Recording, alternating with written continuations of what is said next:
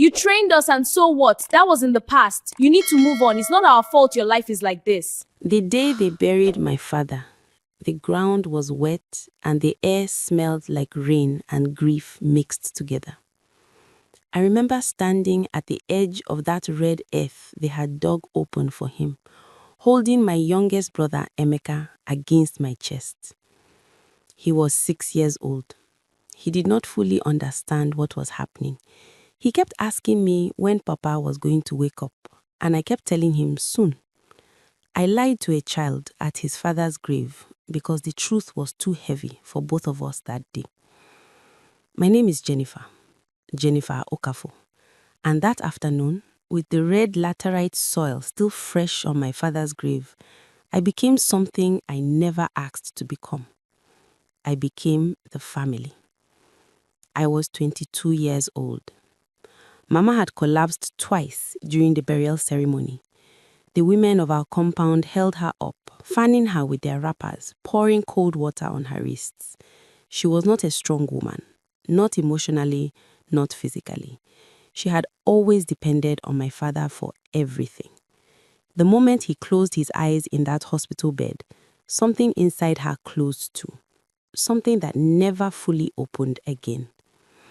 My siblings stood around that graveside like small scattered seeds. Ada was 19, Chidi was 16, Emeka, the last, was 6, and they were all looking at me. Not at Mama, at me, because somehow, even then, they already knew. Children always know who is going to carry the load before the load is even announced. I had been in my second year at university studying accounting. I had dreams. I had a boyfriend who spoke about the future with his eyes bright and his hands warm around mine. I had a whole life lined up like clothes hung out to dry, waiting to be worn. That afternoon, I folded all of it. Quietly, no ceremony, no announcement. I just folded my life and tucked it away somewhere deep in my chest, the way you tuck something precious in a corner because there is no longer space for it on the table. We returned to the house after the burial, and I sat in the kitchen alone. The stove was cold, the pot was empty. Neighbors had brought food during the wake keeping, but it was finished now. I had 2,000 naira in my pocket. Rent was due in 3 weeks. Emeka's school fees had not been paid. Ada needed textbooks. Chidi's uniform was torn at the shoulder. I counted that 2,000 naira 4 times, as if counting would multiply it. It did not. I went out the next morning before anyone woke up. I went to my uncle's shop and asked for work. He looked at me the way men look at young women they are deciding whether to pity or exploit. He told me I could help with his provision store. The pay was small, embarrassingly small, but I said yes. I said yes to things that year that should have made me cry, but I had already decided that tears were a luxury I could not afford. Within 6 months, I had added a second job. I woke up at 5 in the morning, walked 30 minutes to the market, arranged goods, kept records, and returned home by noon. By 2 o'clock, I was at another shop sewing buttons and fixing hems for a tailor named Mrs. Bello, who paid me per piece. I ate once a day some days. I told no one. Every kobo I made went back into that house. Ada's school fees, paid. Chidi's lesson fees, paid. Rent, paid. Mama's medication for her blood pressure, paid. Emeka's new shoes when his old ones cracked open at the toe, paid. I was 22 years old and I was paying school fees for a 19-year-old, but I never said anything. I told myself this was love. I told myself this was what family meant. I told myself that one day, when they were all settled and doing well, there would be space for me again. I held on to that belief the way a drowning person holds onto a rope. I did not yet know that the people holding the other end of the rope were already letting go. Years passed the way suffering passes, slowly when you are inside it, but suddenly when you look back. By the time Emeka was 12, he was the best student in his primary school. His teachers praised him at every opportunity. His name was on the honor board. He would come home with certificates and Mama would hold them up to the light like they were made of gold, clapping her hands and calling on the names of our ancestors to witness what her son had achieved. I would stand at the doorway watching and feel something complicated move through me. Pride, yes, but underneath the pride, something quieter and sharper, something I did not have a name for at the time. I know now what it was. It was the feeling of being invisible in your own story. Nobody hung my name on any board. Nobody praised my sacrifices in the sitting room. There were no certificates for working double shifts or for eating garri with just water so that a sibling could have a full meal. The world does not give awards for that kind of endurance. But I kept going, because what else do you do when you have already chosen this path and people are depending on you? Ada finished secondary school and gained admission into the university to study law. The day her admission letter arrived, Mama screamed with joy and danced around the compound in her wrapper. She called our neighbors, she bought malt drinks to celebrate. It was a genuine celebration and I was happy for Ada, genuinely happy. But it was my money that paid Ada's acceptance fees, my money that furnished her hostel room, my hands that packed her boxes, my legs that carried those boxes to the motor park. And when Ada hugged Mama goodbye at the gate, she turned to me and said, "Jennifer, thank you," in the flat, distracted way you thank someone who handed you a pen. Then she climbed into the bus and did not look back. I stood at that gate long after the bus had gone. The dust had settled and the street had returned to its normal noise, and I stood there holding the emptiness she left behind, as if I expected it to transform into something more meaningful. It did not. Chidi was next. He was bright in mathematics and ended up studying engineering. I paid his JAM fees, his post-UTME fees, his first-year tuition. There were months when I had to borrow small amounts from women in our market association, women who were themselves struggling, just to make sure his payments cleared in time. I paid interest on those debts with my own flesh, with sleep I did not get, and food I did not eat, and dreams I stopped allowing myself to dream. But Chidi was studying engineering, and Mama was proud, and that had to be enough. The years that followed were a slow transformation I watched happen without understanding what it meant until it was too late. As Ada progressed through law school, she began to change. The way she spoke changed. She started pronouncing her words differently, more carefully, like she was trying to leave behind the accent of our poverty. She brought home friends from school sometimes, well-dressed, soft-spoken girls who smelt of expensive lotion and looked at our house with polite, barely hidden discomfort. Ada began to look at me the same way. I noticed it in small things, the way she would not sit next to me when her friends were around, the way she answered questions about me vaguely when they asked who I was. Once, I had her tell one of her friends that I was just someone helping with the house. I was in the kitchen when she said it. I was washing the plates from the meal I had cooked for everyone. I stood at that sink with my hands in soapy water, and I felt something crack open inside me, something quiet but deep, the way a bone fractures before the pain arrives. I told myself I was imagining things. I was not imagining things.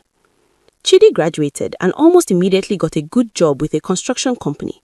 Within 2 years, he was promoted. He moved out of the family house into a rented apartment in a better part of town. He furnished it with things I had never owned: air conditioning, a leather sofa, a television that hung on the wall like a painting. He did not invite me to see it until Mama mentioned it and he had no choice.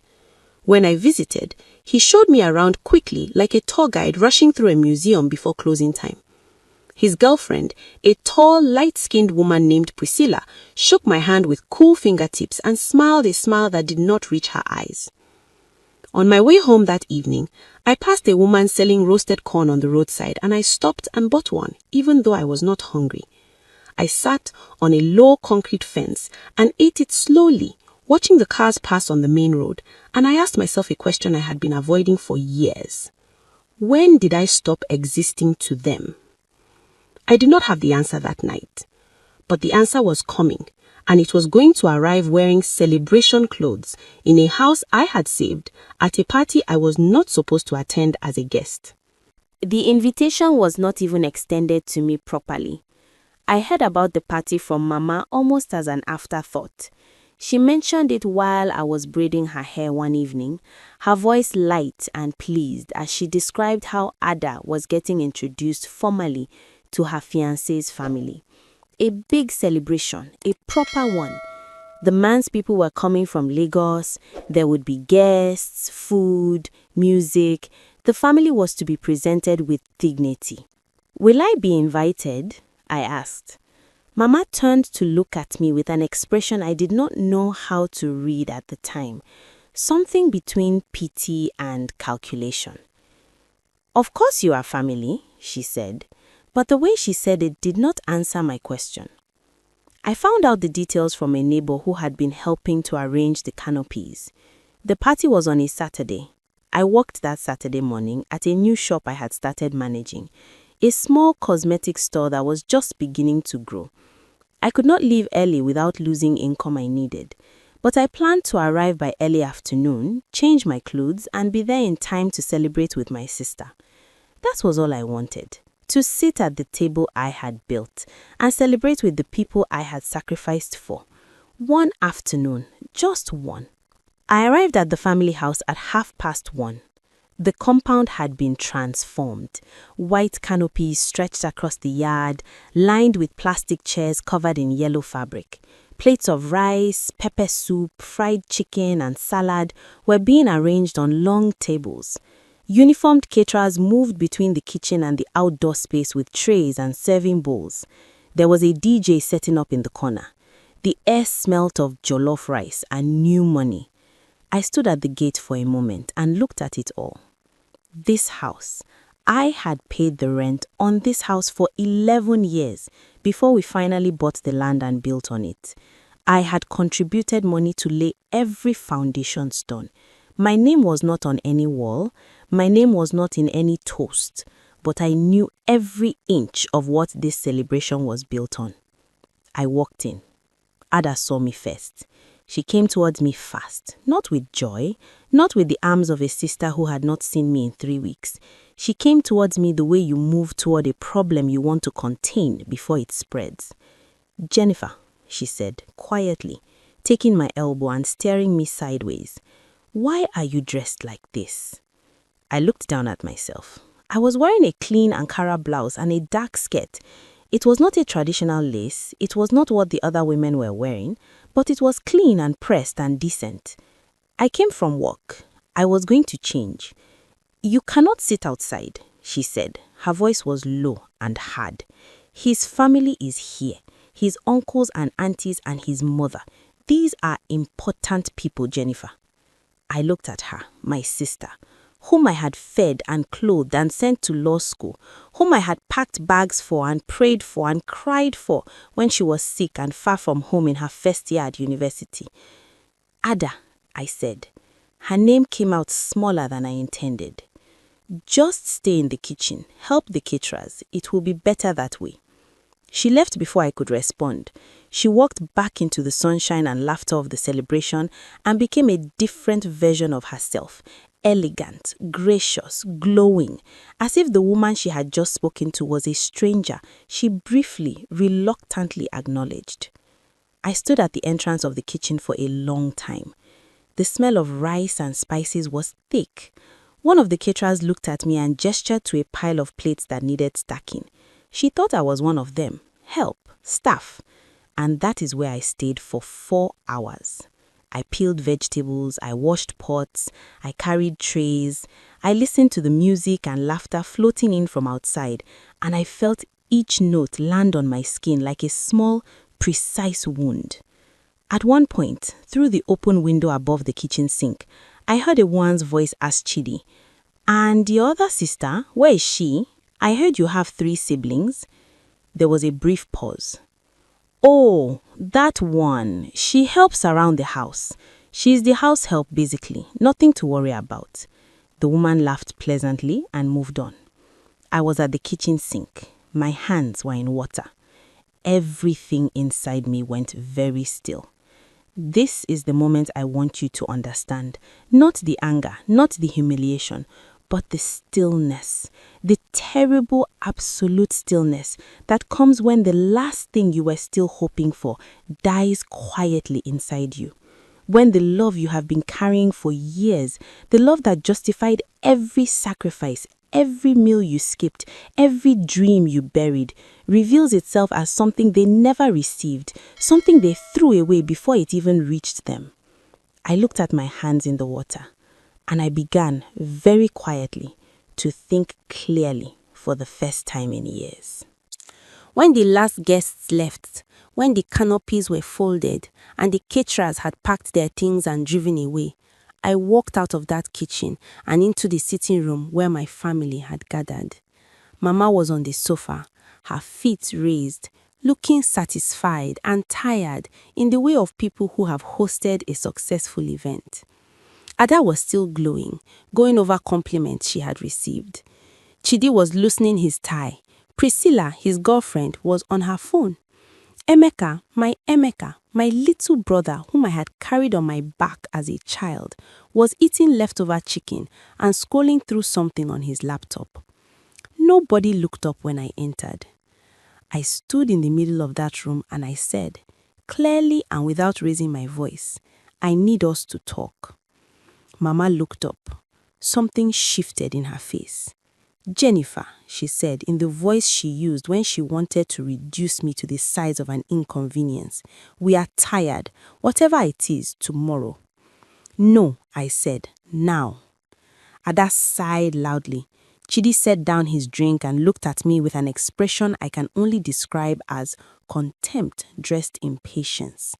You want to cause trouble, Ada said, at my own introduction ceremony. The ceremony is finished, I said, and I spent it in the kitchen, your house help. That is what Chidi called me, in front of guests, in my father's house. Silence. Not the silence of people who are ashamed, the silence of people calculating. You're being dramatic, Chidi said. You're jealous of Ada's success, Emeka said. My 6-year-old, my Emeka, who I had bought shoes for when his were cracking. He said it with confidence, without looking up from his laptop. I felt something leave my body, some last residue of hope that I had not known I was still holding. I paid for every one of you, I said. My voice was steady. I had not planned for it to be steady, but it was. Every school fee, every rent payment, every hospital bill. I was 22 years old and I buried my life to keep this family alive. Nobody asked you to, Ada said. Those 4 words, nobody asked you to. Your father would be ashamed of all of you, I said. And that was when Mama stood up. She stood up from that sofa and pointed at me with a finger that once touched my forehead in blessing when I was a child. Do not bring your father into your jealousy, she said. Her voice shook with something that was not grief. You have done what you did for this family, and it is finished. We do not owe you a celebration. We do not owe you a seat at any table. You have become a burden in this house, a dark cloud over your siblings' progress. And tonight, I am telling you to pack your things and leave. Mama, go, she said, tonight. I looked at each of their faces. Ada examining her nails, Chidi leaning back in his chair, Emeka on his laptop, Mama pointing. I nodded slowly. I went to the room I had slept in for the past 12 years. I put what I needed into one bag. I did not take long. I had never owned much. I walked back through that sitting room. Nobody spoke. Nobody moved. I walked out of that house into the night air, and I stood on the street with one bag on my shoulder and the stars above me cold and far away. But here is what my family did not know. Here is the thing that changes everything. 3 years before that night, when the family had run into serious debt trouble, a creditor threatening to seize the house, the family business collapsing, debt collectors at the gate, it was I one that quietly managed it. I negotiated with lawyers. I restructured what little we had. And in the process of protecting the family from financial ruin, I had done one careful, quiet, legal thing. I had registered the house, the land, and the 2 market stores we had inherited from my father. All of it under my name to shield the assets from seizure, legally, with documents stamped and filed. My family knew I had handled the debt situation. They did not know the details. Nobody had asked. Nobody had cared enough to ask. As I walked away from that house that night, I made one phone call to my lawyer. I did not disappear after they threw me out. I simply stopped being visible to people who had already chosen not to see me. A woman from my market association, Mrs. Funke, took me in for 2 weeks without asking too many questions. She was the kind of woman whose eyes hold the memory of her own pain, and so she does not need explanations. She gave me a room, a warm meal, and the silence I needed to think.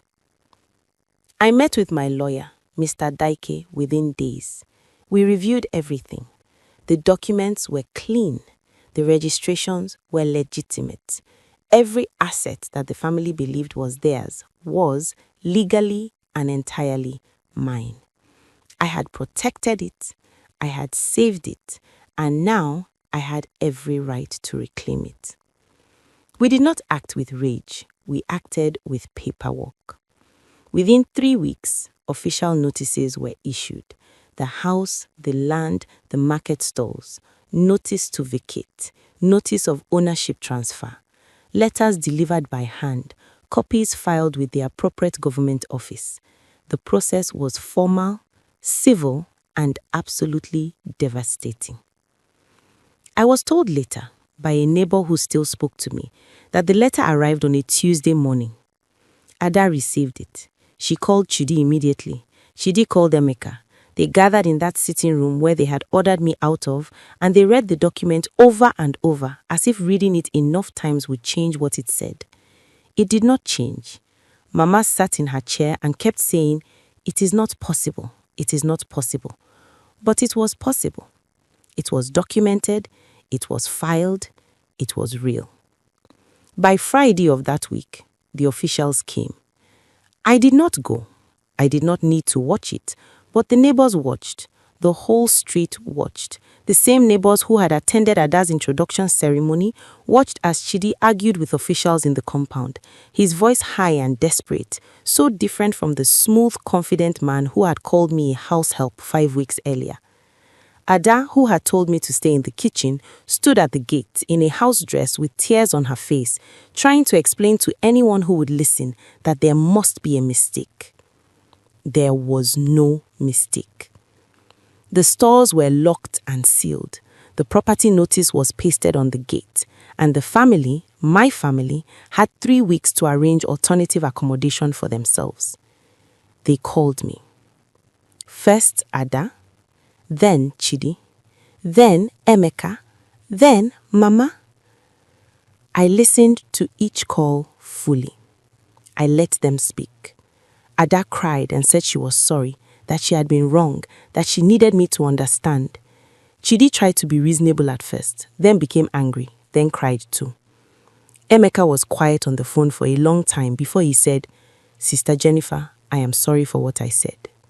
And Mama, my mother, who pointed her finger at me and told me to leave, called me and said nothing for almost a minute, just her breathing on the line.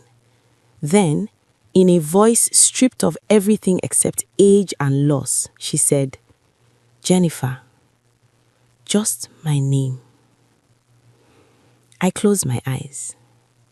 There is a thing that happens to a person who has survived betrayal. Not all of them become hard. Some of them become clear.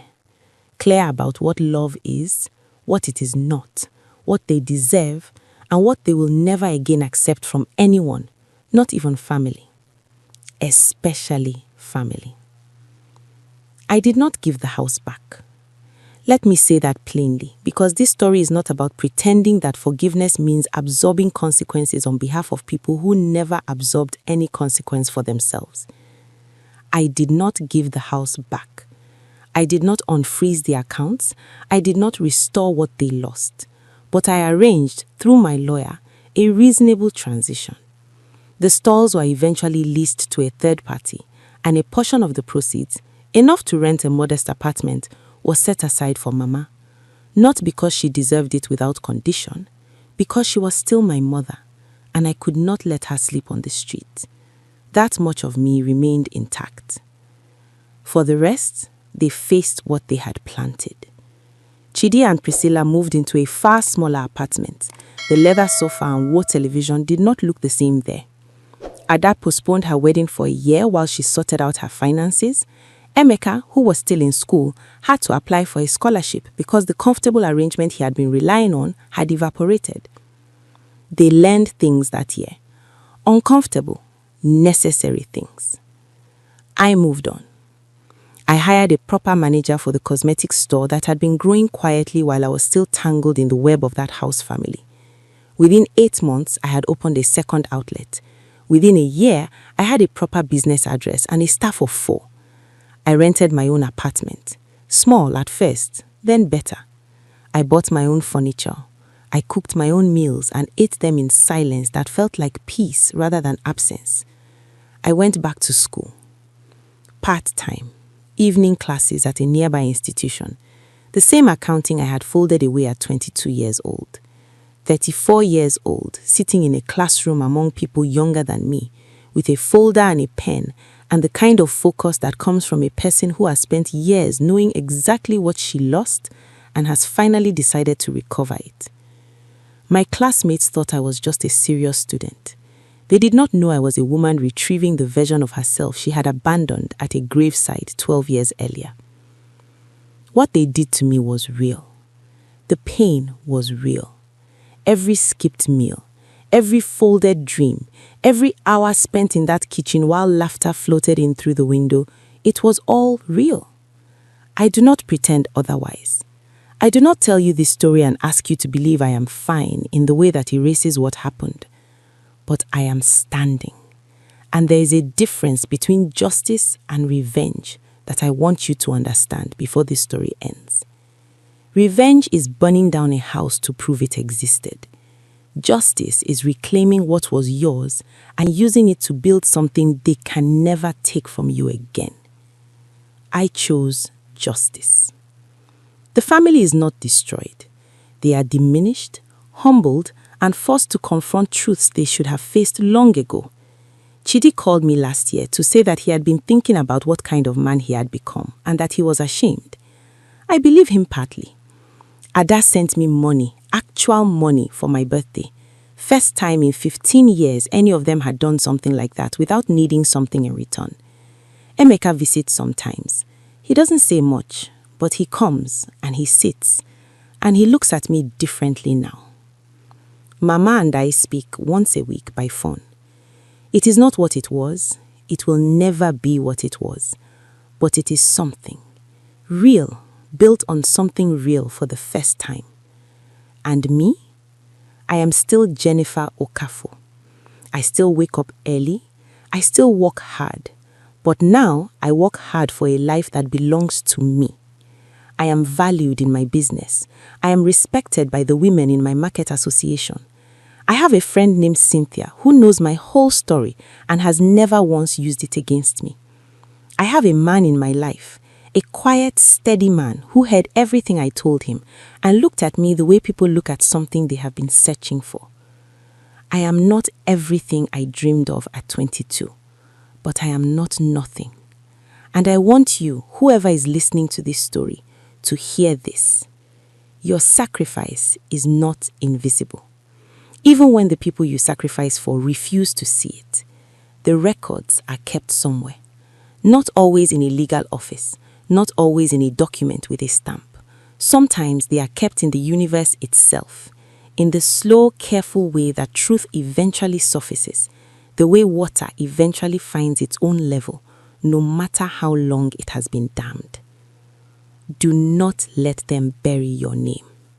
Do not make yourself small to fit into rooms that were never built for you.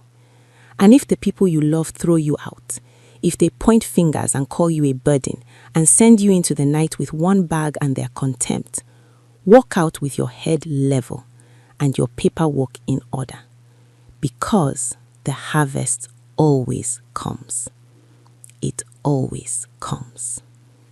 If Jennifer's story moved something inside you, please subscribe to this channel and share this story with someone who needs to hear it.